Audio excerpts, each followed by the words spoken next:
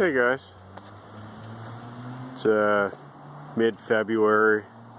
As you can see, not a whole lot of snow right now. Just wanted to talk about a little bit of the old garden tractor versatility. As you can see, in the wintertime I use it for plowing.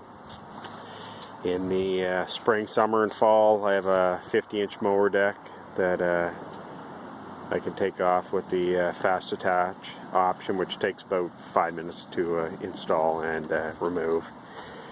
Tire chains on it for the winter time.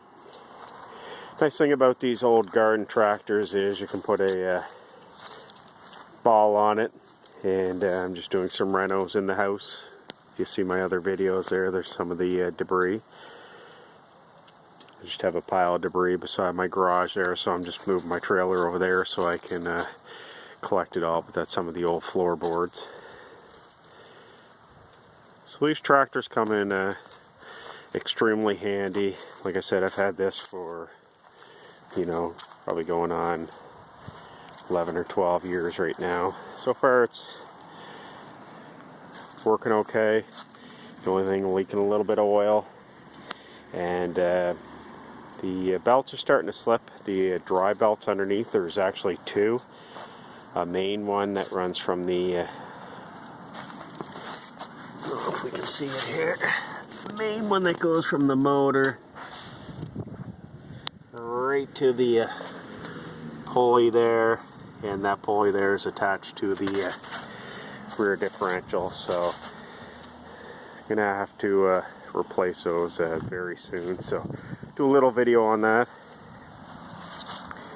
Again, nice thing about these tractors is you can plow, you can mow, you can tow stuff. So they're, to me, they're worth their weight in gold. Again, I've been pretty happy with it, just minor maintenance.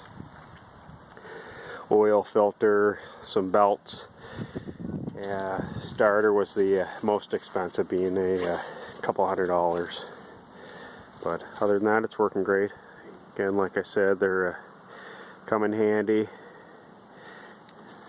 You can even get a aerator for the back, a spreader for fertilizer and whatnot, and lime. It's just a little update. So I'm going to go park the trailer and put the tractor back in the garage and wait for the next bit of snow we get.